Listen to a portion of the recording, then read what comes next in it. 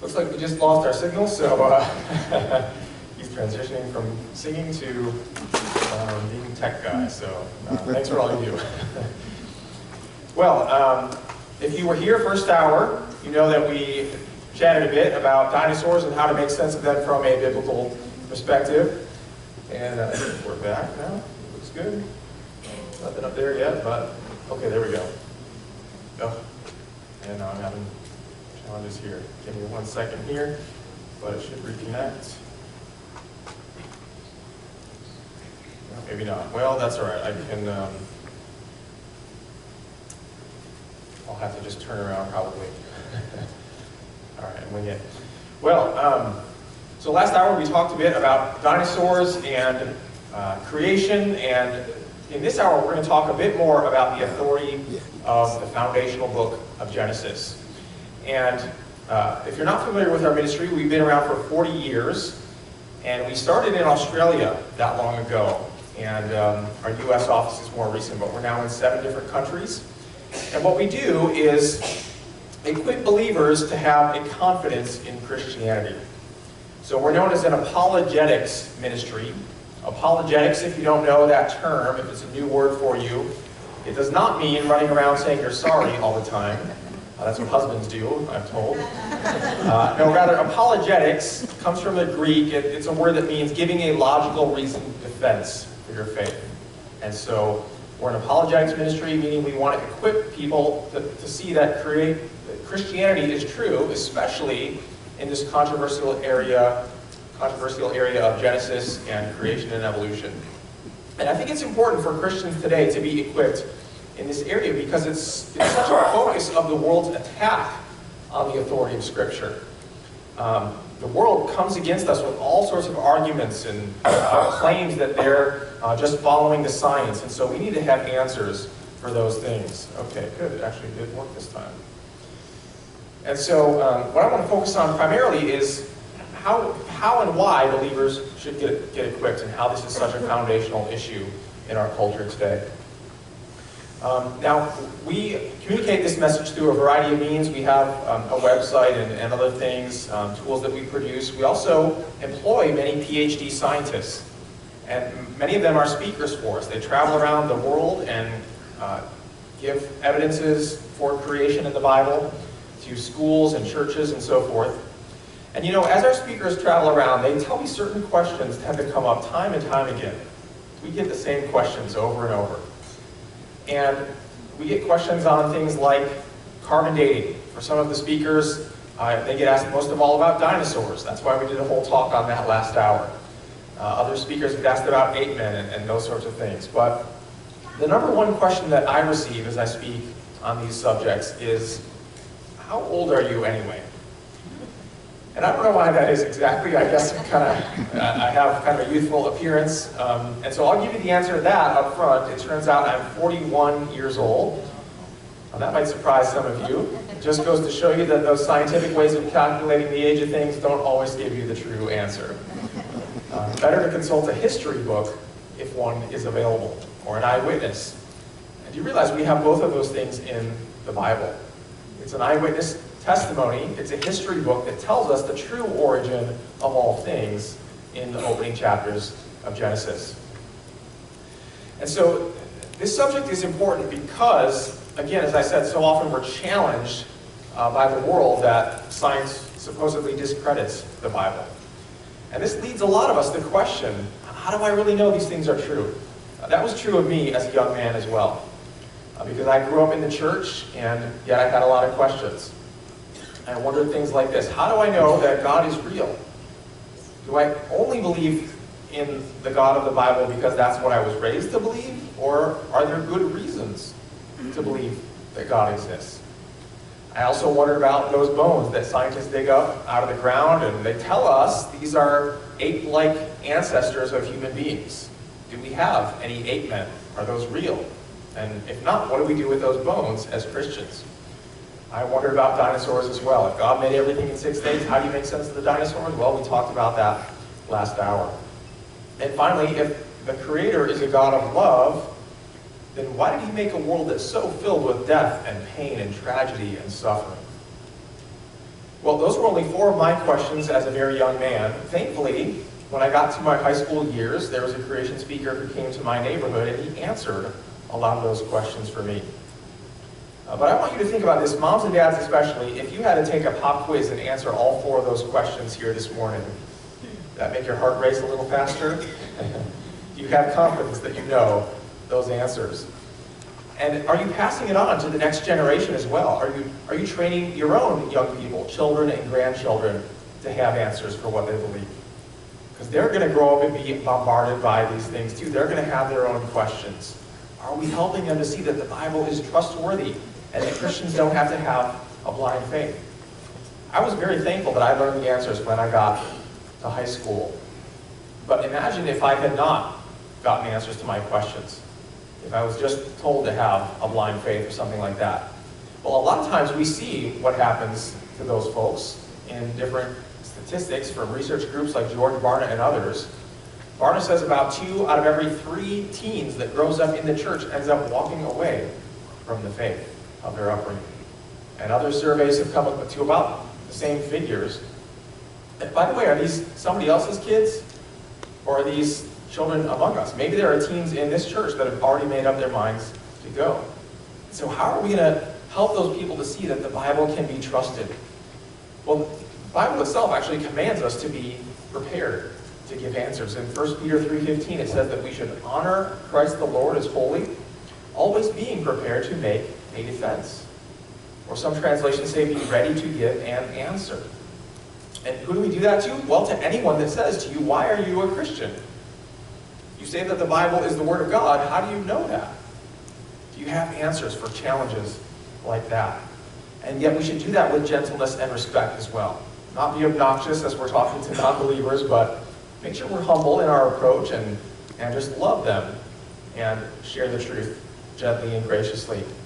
And so CMI doesn't ask you to do this all by yourself. We exist to come alongside you and equip you with those answers. So we've developed some tools that I would like to share with you about. One of those is our website that can help to give you a confidence in your faith and help you to pass it on to others. Now, there's 40 years of creation research available on this website. The address is kind of a long, complicated one, though. So you might want to get a pen and paper out to write this down. It's creation.com. Actually, that's not so bad, is it? And I just encourage you to bookmark that site on your smartphones and your computers, and students do research at creation.com. You can learn a lot about how to defend your faith and get those answers from that website. It'll teach you about ape-men and what about the Big Bang or natural selection and what about Pangea or the Ice Age and dinosaurs and so forth. And we even make it easier on you if you want to sign up for our free email newsletter. Then you can get those answers delivered into your home on a regular basis. Long after I've flown back to Atlanta, you folks can keep getting a steady diet of evidence for creation through our email newsletter. So if you're interested, in just a moment, I'm going to have some ushers pass around this sign-up sheet. That's, you want to fill in your name and your email, and then your zip code as well if you want to find out about events coming back to this area in the future. All right, so my ushers can go ahead and do that at this time. Thanks, guys. And just help them get circulated so everybody gets an opportunity, and then they'll come and collect those again in a few minutes here. Now, as those sign-up sheets are coming around, I want to focus our attention on this verse from John chapter 3. This is Jesus speaking with Nicodemus about his need to be born again. And so the context is that Jesus is sharing the gospel, right? And yet just before he says John 3:16, a verse that every Christian knows, that God so loved the world that he gave his only son, right before he got there, he said, if I have told you earthly things, and you don't believe those, how can you believe if I speak of heavenly things? So what does Jesus mean by that? Well, earthly things are subjects more in our everyday experience. Heavenly things are subjects that require greater faith. And so if you can't trust for example, history in the Bible, why would you trust its message of salvation? If you can't trust what the Bible even says that pertains to science, why would you trust it for your salvation? If the Bible made mistakes, it would not be the Word of God. The Bible certainly talks a lot about history, real people like Noah and Abraham, real places like Jerusalem, real events like the Exodus from Egypt. And yet, are we helping our young people to see that the Bible's history can be trusted? Oftentimes in our Sunday schools, we just talk about Bible stories, right? Which is great. Again, I'm glad that we want to share biblical knowledge with our students, but let's also give them the answers that will equip them to defend that truth. Because so often those same students from church homes will go to schools where they're taught about science, right? And what happens when they get to class and the professor says, welcome to science this year. We're going to be learning about some things that might be a challenge for some of you. That's happened with my students in the past. And for example, if you were raised in a religious home, and regarding the subject of living things, biology, if you were taught those Bible stories, for example, that God made one kind of plant and one kind of animal and different kinds, and they were created separately from one another, if that view gives you meaning and purpose in life, you're welcome to hold those beliefs. I'm happy for you. I'm glad that you have meaning and purpose. But here in science class, we deal with facts, like DNA and fossils. And we're going to show that one living thing transformed into a very different kind of living thing over millions of years. And what do we call that? Evolution, right? And if you've been taught regarding human beings that there was one man and one woman supernaturally created from dust in a rib in the garden long ago, if that gives you meaning and purpose in life, I'm happy for you. You're welcome to hold those views. But in science class, we deal with facts. Like, again, DNA and fossil evidence that shows humans descended from apes millions of years ago. And if you've been taught those stories about how there was a worldwide flood and a man named Noah put a whole bunch of animals on board an ark, if that gives you meaning and purpose in life, that's wonderful. But in science class, we deal with facts like the rock record that shows the world is millions of years old and no room for a global flood in that history. And what happens is that they're being taught these things supposedly about science. Even if they're told they can hang on to their Christian beliefs, they're really being told that it's a fairy tale, right? And why should they believe in fairy tales? And so it's no wonder that we see so many young people abandoning the faith. And when they do, oftentimes they'll say that the reason they left is because the church didn't have answers, and that science discredits the Bible, and so forth. We at Creation Ministries actually did some of our own research on college campuses where we interviewed students and asked them 4 different questions about their beliefs. We said, number 1, do you believe in creation or evolution? And sadly, the vast majority of students that we talked to believed in evolution. Number 2, we said, were you raised in a church setting? By their own testimony, we wanted to find out if they had some sort of Christian background. And so we only actually focused on those students who did have that background. The third question we asked is, do you still go to church today? And those students who believed in evolution, sadly, almost to a person said, I don't go to church at all, or maybe just on Christmas and Easter. And the fourth question we asked was, when you had that Christian upbringing, did you ever get shown some kind of evidence for your faith? Maybe scientific evidence that might support the biblical account of creation or anything like that. And those same people who believed in evolution said, no, I was never taught anything along those lines. Now, the handful of students that we found that did still believe in creation, did still attend church today, they also were taught those things as young people. And so, of course, I'm not suggesting that there's any kind of magic bullet that's going to guarantee that our young people will remain in the faith. But I think that the pattern we found is significant. I think we can have a real impact if we do our part to learn those answers and then pass them on to the next generation. So really, that's why we produce the information that we do through our ministry. That's why we bring it to churches. So I don't want you to get the wrong idea about the books and so forth in the back there. They're not there to fund our ministry, really. They're actually here to equip believers to provide those answers. Our goal is to raise up an army of truth tellers in every community that we go and speak to, so people know those answers and they can share the truth with others.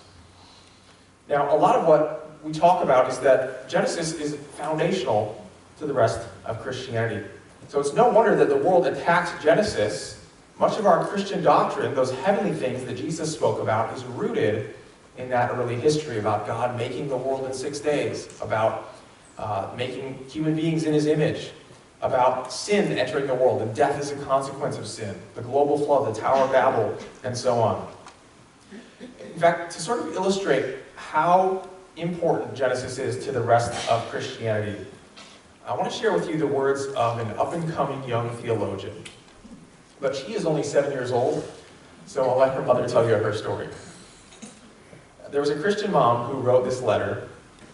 She said, "My 7-year-old daughter Jessica is a deep thinker when it comes to theological questions. Recently we discussed why bad things happen sometimes. We reread the story of Adam and Eve and how sin came into the world.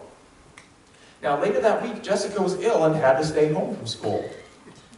Feeling miserable, she told me, if only Adam and Eve hadn't eaten the fruit, I wouldn't be sick. But before I could answer, she said, of course, if they didn't eat it, we'd be sitting here naked." Well, I like the way children think.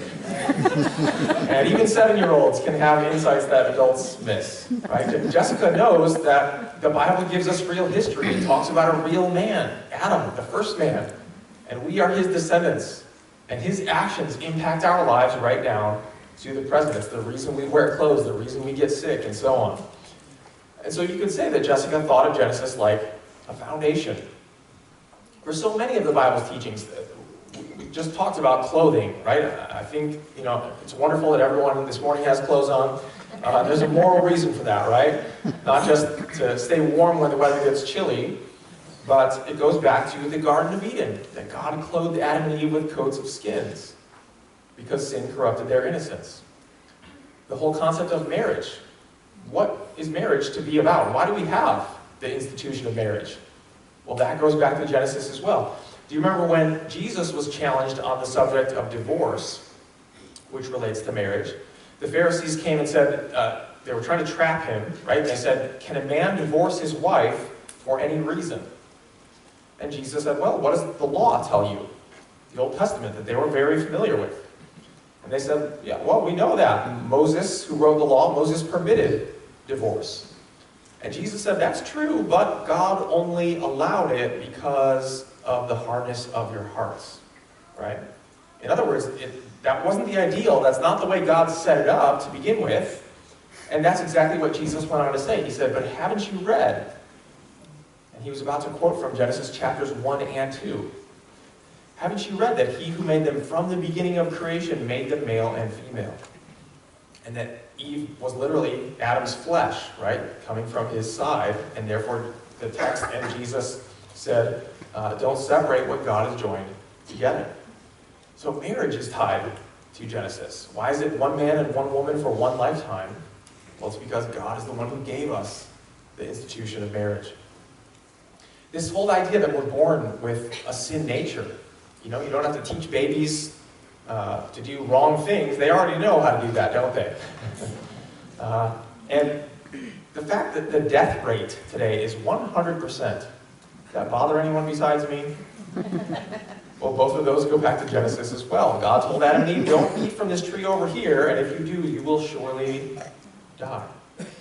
And so we inherit the nature that Adam gave to us. We inherit this penalty of death as well because we're sinners after our forefather Adam.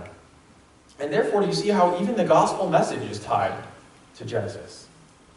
Why do we need a Savior? Well, it's to fix the problem that began in the garden, the entrance of sin and death into the world. And so Jesus came not just to rescue us out of the world, but to die on a cross for our sins, to make that payment, to satisfy God's justice, but then also to restore all things to himself. God's not going to leave the world a mess. He's going to make a new heavens and a new earth where there's no more curse on the ground, as it says in the book of Revelation. No more death and suffering and struggle and so forth. No more sin and rebellion. It's going to be a good world once again. And so, again, if our culture is so invested in attacking the foundation for the rest of the Bible's teachings, once they undermine Genesis in the culture's eyes, they see it as, oh, you can no longer believe those stories about Adam and Eve, right? We now know science has discredited all that. Oh, it wasn't creation in 6 days. The world is millions of years old. Oh, there never was a global flood. We know the rock record shows otherwise. Well, is it any wonder once the foundation is removed, that the rest of the moral teachings, the spiritual truths, the heavenly things are harder and harder for society to accept. If they don't have the foundation, why should they believe the rest? Now, at the same time, I understand how this can be controversial even within the church. And a lot of times Christians say, but there's different ways that we can read Genesis. Do you really have to insist that it's 6 literal days, thousands of years ago? Do we really have to believe that it was a worldwide flood in the days of Noah? Can't we just interpret it in different ways? How do you know your interpretation is right? Well, I like the same response. It's not only my interpretation, but I'm just reading Genesis the same way that Jesus did, actually. How did Jesus read Genesis? Well, the words that I quoted to you moments ago, he said Adam and Eve were here from the beginning of creation. And so according to Jesus, when did God make the first human beings? After millions and billions of years had already gone by? No, Jesus said that they were around from the beginning of creation. The only view that has Adam and Eve here from the beginning would be if the days are literal days, that Adam and Eve were there on the 6th day, on a time scale of thousands of years. That's at the beginning of history. And there are actually a lot of problems with this whole idea of millions of years and trying to fit it into the Bible. Because a lot of well-meaning Christians try to do that, right? We try to say, well, maybe the days are long periods of time, or maybe there's a gap between Genesis 1:1 and 1:2, and you can fit the millions of years in there. But think about the theological ramifications of that view. Because the whole idea of millions of years basically comes from looking at the rocks in the earth, right? When we date these rocks to be millions of years old, the conventional view is that, like in the walls of the Grand Canyon, where you see one layer stacked on top of another layer, these were laid down slowly and gradually built up over time, one layer year after year after year. But if those rock layers represent millions of years, then everything inside the rock layers would also be millions of years old. And inside the rock layers, we find billions and billions of dead things. That's what fossils are. So if millions of years were the correct view of history, that would mean death has been around for ages and ages, for all that time, long before human beings, because you don't find their bones until the upper layers. But what does the Bible tell us about how death came into the world? Well, we talked about this last hour, that the early chapters of Genesis describe the Garden of Eden. And here on the screen we have a rare photograph of Eden. Thankfully somebody snapped this on day 6 of Creation Week, I've been told. And so there you see God has finished making the whole universe at this stage. The stars and the sun and moon are there, the plants, the animals, the first 2 people, Adam and Eve. And at that stage, at the end of day 6, God looked on everything that he had made and he said, "Behold, it is very good." Genesis 1:31. So when God calls the world very good, doesn't he mean it's free from death and suffering and thorns and thistles and animals eating one another and bloodshed and disease and violence and so on? All that came after the curse according to Scripture. But if you say that God used millions of years to create the world, that couldn't have come after the curse because that was already there, buried underneath the Garden of Eden. Adam and Eve would have been standing on top of that massive pile of bones we call the fossil record, in which you find animals eating one another, and thorns and thistles dated to millions of years old, and disease. Did you know some dinosaurs had things like cancer? We can tell from looking at their bones. They had cancer, arthritis, broke their bones, had bite marks from other dinosaurs. Is this the world that God first set up? And then he said, that's very good. Cancer is perfectly good. Not at all. These things are intruders into the world, consequences of the fall. In fact, take a look at what Romans 8 says, because some people have the idea that maybe Adam's sin only affected other human beings and didn't affect the rest of the world. But no, Romans 8 says that the whole creation has been groaning together in the pains of childbirth until now. And it talks about how the creation longs to be redeemed. Again, why do we need a new heavens and a new earth? It's because the world has been broken. God gave Adam and Eve dominion. That is, he put them in charge of the world at the beginning. And so God cursed the ground after Adam sinned. So to summarize, the biblical teaching is that Adam came first, man was here first, and brought death into the world. That's the biblical view. But if evolution is true, or even if just those millions of years are true, then death came first and brought man into the world.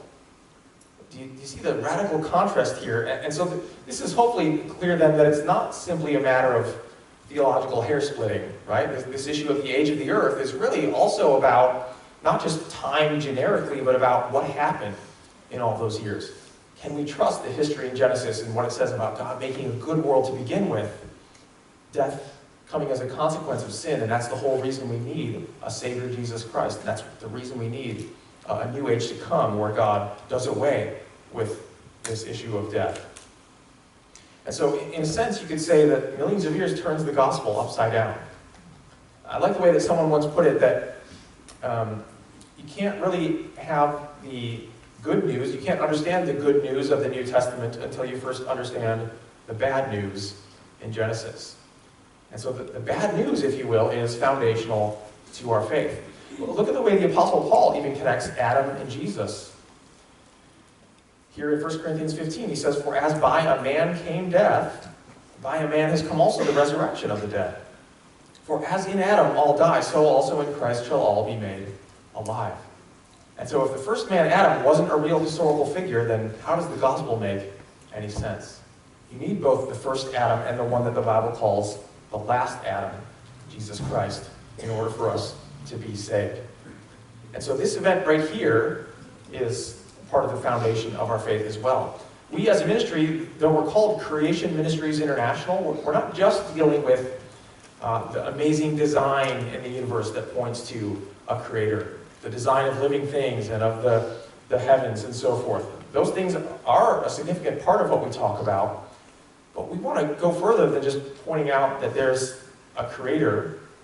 We also want to say that he has revealed himself in his word, and that we can trust that word, including those opening chapters of Genesis. So if all that is clear, it makes sense that, yes, Genesis is not compatible with millions of years in evolution, then where does that leave us Christians in terms of the science itself? Do we have to run away from the scientific evidence? Is it overwhelmingly against our view? Do we have to have a blind faith? Well, not at all. The media, of course, likes to portray this controversy as though Christians must reject science itself, but that's really mistaken to equate evolution with science. They say Christians are fighting a war on science, or it's God versus science, as though you can't have the two together. But at CMI, we don't attack science itself, we attack the wrong assumptions that are used to misinterpret the scientific evidence. And one of the problems is the word science itself can even have more than one meaning. You know, most people, when they hear the term science, they tend to think of what's often specifically called operational science. Now, operational science deals with the way the world operates on a regular basis. It's based on the fact that there are laws of nature.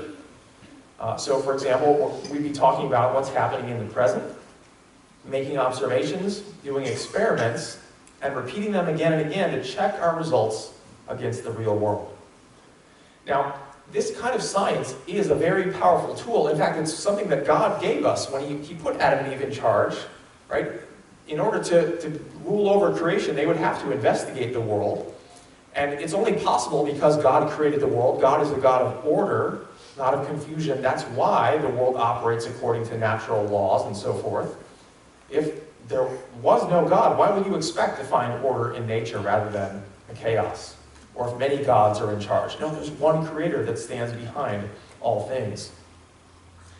And so the reason that evolutionists want to say their theory is part of science is because this kind of science is a very powerful tool that's helped us to develop medicinal cures. It's put men on the moon and so forth. And so it has a lot of authority and respect in our culture. But really, when we're talking about creation or evolution, no matter what your view is, when we look at those subjects, we're really talking about the past, not just the present that you can repeat over and over or see in front of you. Did apes evolve into human beings? Was there a worldwide flood? These are questions about history, right? To investigate history with science is a much weaker kind of science we call historical science.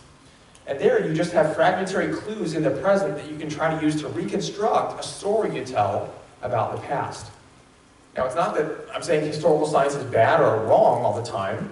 I'm saying that both creationists and evolutionists use it, but it's a weaker type of science where your bias and assumptions that you bring to the table will play a much greater role in governing the conclusions that you come to.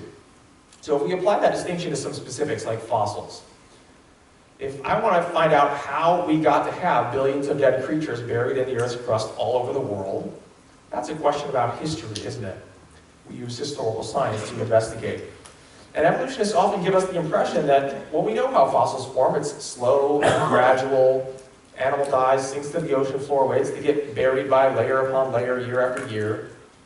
But really, if you think about it, there are a lot of holes in that story. For example, if you have a goldfish bowl at home, normally when your goldfish died, did they sink to the bottom and lie there for decades waiting to get buried? No, oftentimes they float to the top, right, for one thing. But even more important than that is that they will decay from bacteria. They'll be picked apart by scavengers. You'll be lucky if you've got a bit of backbone left after a couple of weeks, right? In ordinary circumstances, you don't get fossils forming. So if you wanted to form a goldfish fossil, how would you actually have to go about it? Well, you could sneak up behind him when he's not looking with a cement truck, and if you unload a pile of concrete right on top of his head and bury him deeply enough, now he'll be protected from falling apart, and with the right chemistry in the water, you can turn his bones to stone in a hurry. So it doesn't require millions of years, it actually requires something sudden, a catastrophe, to bury him and separate him from the environment to prevent him from falling apart. So fossils, just logically thinking about it in this way, almost it's obvious that they form quickly, not slowly.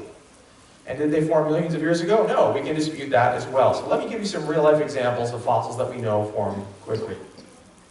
For example, we had an article on our website not long ago about this, all these fish that apparently they just got let out of school and the bell rang and they got frozen there instantly.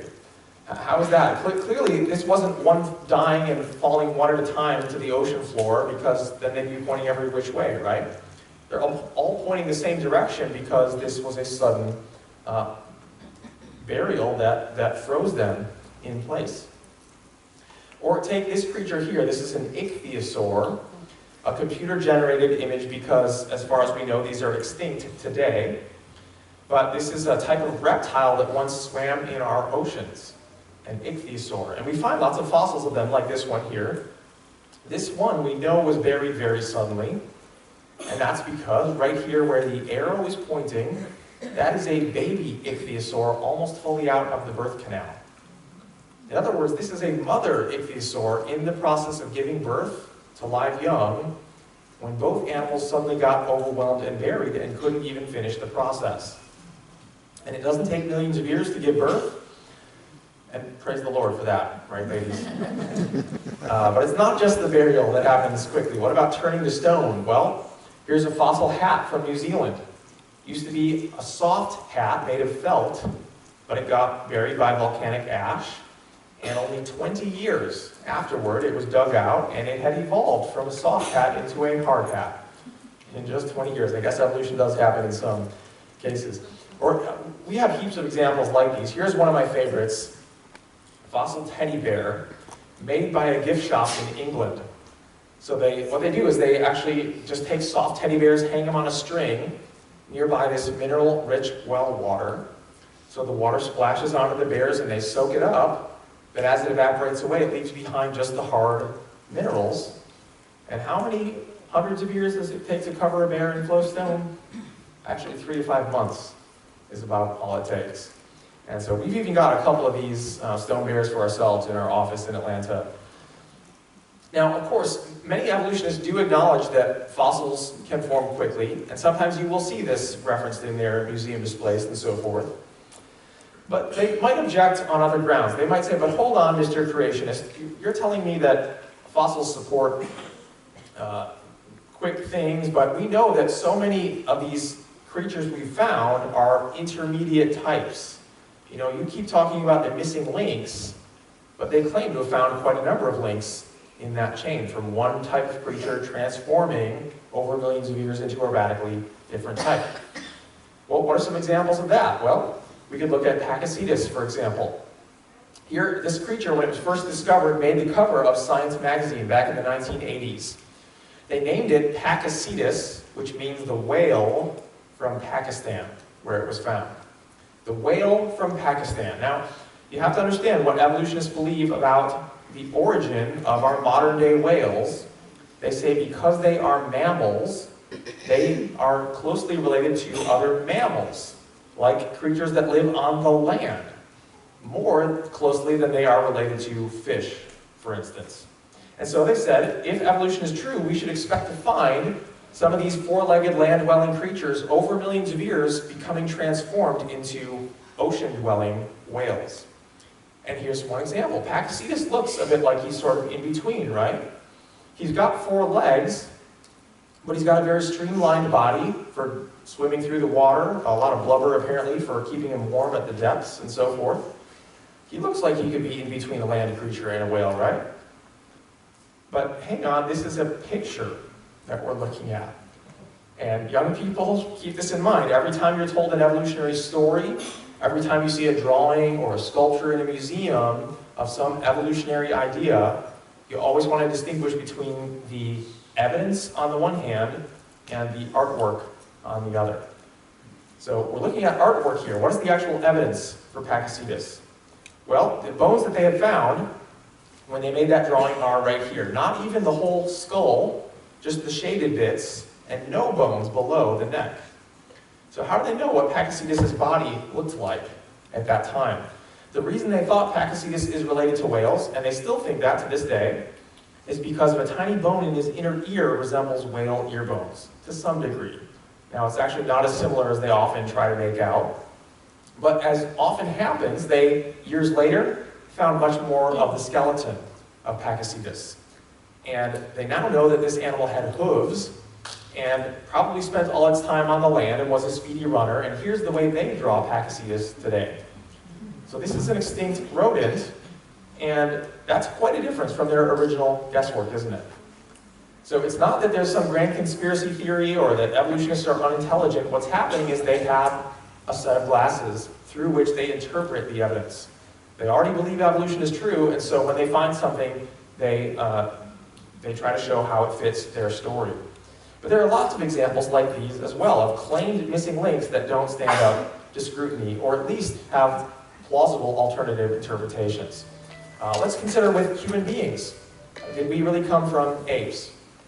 Well, there are lots of claims about ape men, right? Here's one from England in 1993. They named this guy Boxgrove Man.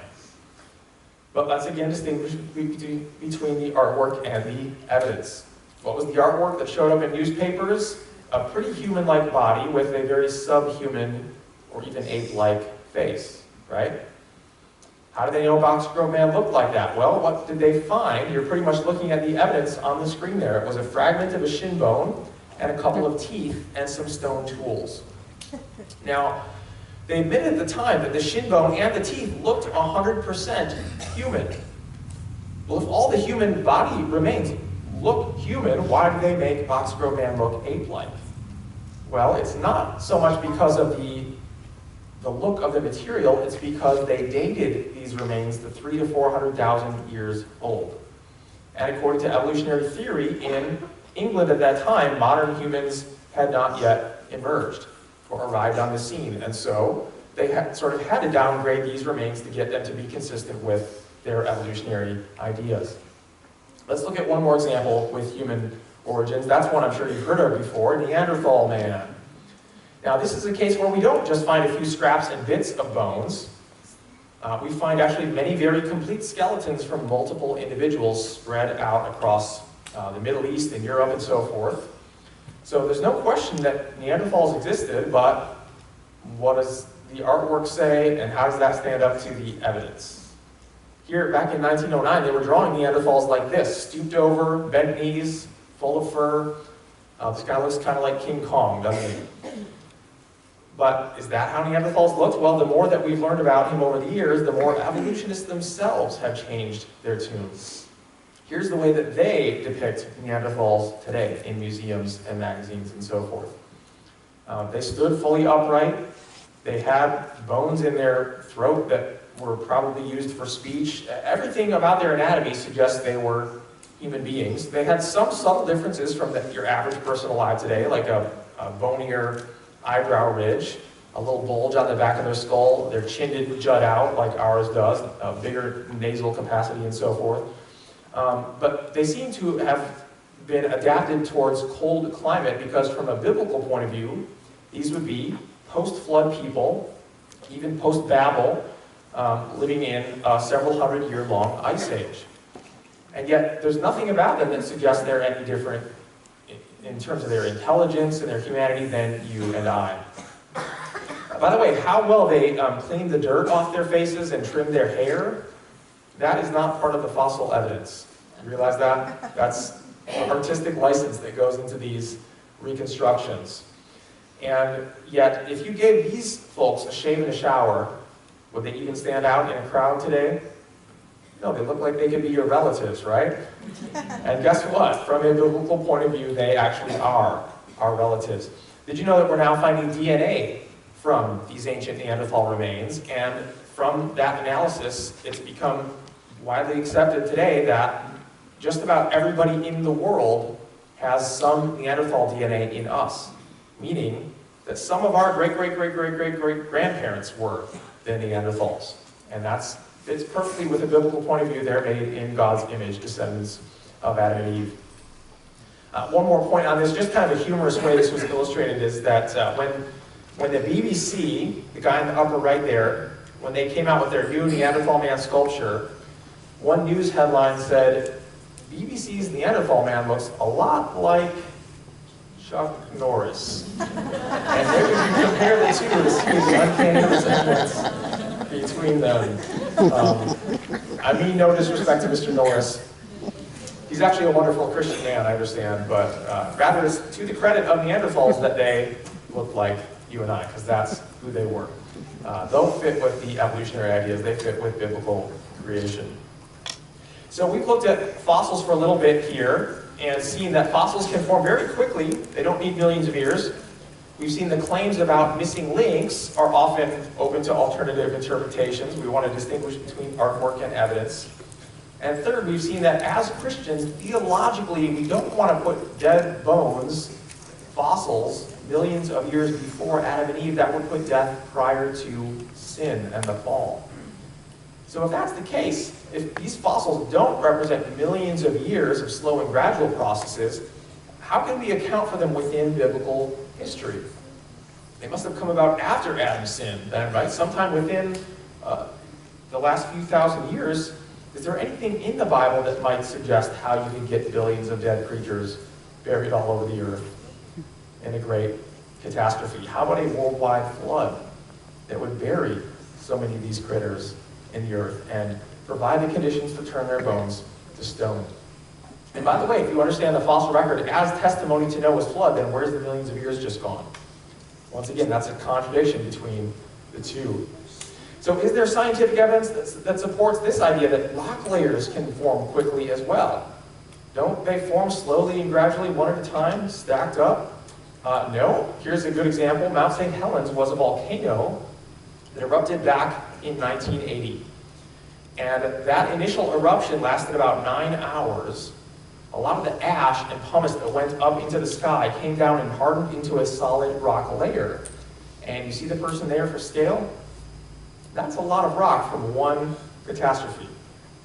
But that's not the end of the story, because less than a month later, the same volcano erupted again, this time laid down all these alternating light and dark layers. Stacked one on top of another, not one per year. The whole stack was laid down in about 3 hours on June 12, 1980. And then the volcano erupted again 2 years later, when some snow and ice had built up at the summit that was melted by an eruption, and that mud flow caused tremendous damage to the surrounding landscape and deposited that material, which hardened into stone as well. And then, by the way, this enormous canyon was all eroded out as a result of that as well, leaving the person behind to stand below. all those rock layers. So a lot of geological work can take place in a short amount of time if you have the right kind of catastrophic conditions. And that's exactly what the worldwide flood would provide. So really, I've just sort of shared with you the tip of the iceberg here this morning of the evidence that supports our faith. But I hope I've given you more confidence of this today, that what we see in God's world agrees with what we read in God's Word. You folks get excited about seeing how true science actually helps to support our faith? Yes. And can you see yourself sharing this with others? Because I want you to keep in mind, your average non-Christian probably doesn't get a chance to even be exposed to this sort of evidence or the Bible, right? Are they going to learn about it from their public school system, from the local library, from the Discovery Channel, from Hollywood, from the news media? How are people going to be informed and help to help to see that the Bible's history can be trusted unless we arm ourselves with those answers? So again, I want to just encourage you folks to be equipped to learn about the evidence for your faith, to stay in touch with our ministry, to read our website and so forth. That will equip you over the long haul after I've flown back to Atlanta. And think about the non-Christians in maybe your own family or your own circle of friends, your neighbors and so forth. Many of those people probably didn't come here today to hear a talk on the Bible. But we can reach them if we just each do our part to equip ourselves with those answers.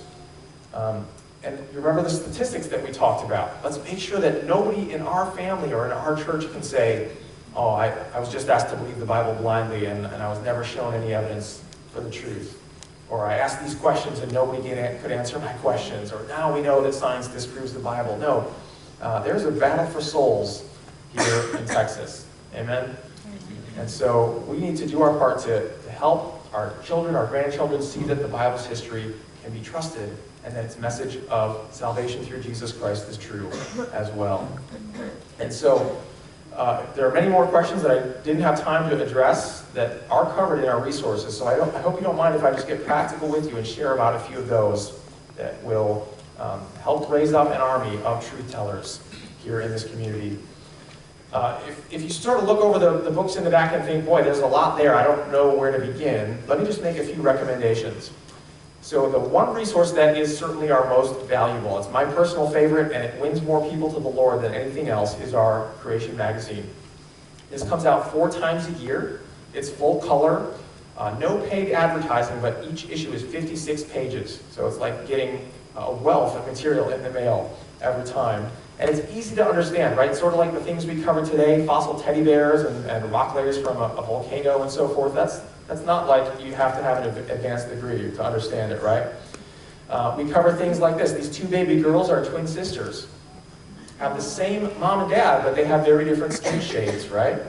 How can you get dark and light from just a single mom and dad? If you have the right combination of DNA, that's easily possible. And the same thing would have been true with Adam and Eve. That's why we have so many different people groups today that look a little bit different, yet we are all made in God's image. This woman said she's 99 years old, but she evangelizes using our magazine. She gives it away after she's read it, and so it's a great tool for evangelism as well. So if you're interested in getting the magazine today, we're going to pass around some sheets to sign up in just a moment here. When they come around, just tear off one of these, and then on there you can mark down your subscription term length, 1 year or 2 years. The price is on there, and then you can just bring that to the book table all filled out ahead of time. Bring it to the back, and if you pay for your subscription today, we'll give you some things to take home as an incentive. So if you do a 1-year subscription, you'll get your very first issue, so you'll get 3 more in the mail after that. And also, if you put down your email address, it's no extra charge, you will get a digital version of the magazine as well, and with that you can share it on up to 5 different devices. So we're actually encouraging you to spread this information around. Let your children and grandchildren read their own copies on their smartphones or what have you. But as an extra bonus, if you want to do the 2-year option, then we'll give you all that plus a couple of DVDs. First, a documentary on Darwin's life, where we interview some evolutionists and they talk about how many of Darwin's ideas have been overthrown by more recent discoveries. And secondly, that documentary I mentioned before, Fallout, where we interviewed students, and in their own words on college campuses, you can hear about whether they go to church and what the evidence that they know of for evolution supposedly says. So my ushers, if you can just pass those out at this time, that would be great. Those Creation Mag sign-up sheets. And then I'll mention a few other things. So, of course, we talked about dinosaurs last hour, but if you missed that, here's some of the amazing scientific evidence that supports dinosaurs living only in the recent past, not millions of years ago. We're now finding soft, stretchy tissue from different dinosaur bones inside them, like from a T-Rex, including blood vessels and red blood cells. And the evolutionists had a hard time believing that this could even be true, but now it's widely accepted. It is genuine soft tissue from these dinosaurs, not sitting in the ground for 65 million years, otherwise it would no longer be there. So we cover subjects like that in our magazine as well as books. If you only get one book, here's the one I'd recommend, the Creation Answers book, because this is the one that deals with 60 of the most asked questions, like, how do you know that God is real? What about dinosaurs? What about carbon dating? Something I didn't have time to talk about. How about starlight? How do we get the light from stars that are supposedly billions of light years away? And they genuinely are that far away. Ice Age. Where did Cain get his wife since he wasn't able? And so on. That one was a joke. Thank you. All right. Glad you're still listening. And just a couple more here. Feeding evolution is great for high school students and above. We'll deal with the kind of propaganda that they will be learning about in their classrooms. My favorite DVD is one where we interviewed Bible-believing scientists, 15 PhDs, and they explain the fatal flaws of evolution, not just in biology, but in geology and astronomy as well. We have resources for young children, these hardcover books you can get as a set, and many more.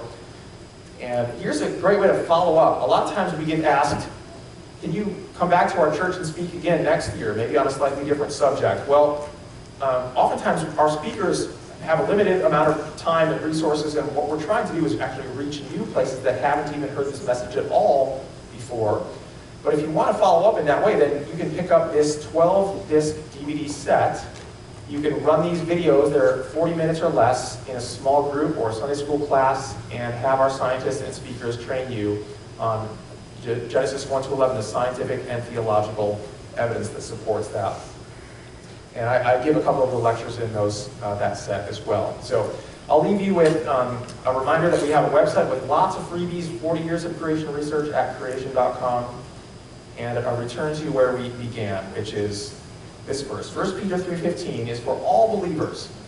Even if technical scientific subjects aren't our forte, all of us can play a role in doing this, and we're commanded to do so, right? 1 Peter 3:15 says that we should, in our hearts, honor Christ the Lord as holy, always being prepared to make a defense to anybody that asks you, why are you a Christian? Why do you have this hope for the future? Can you give those answers and do so with gentleness and respect?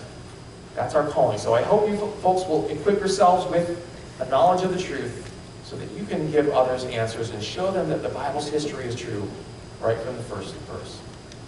So that's all I have for you this morning.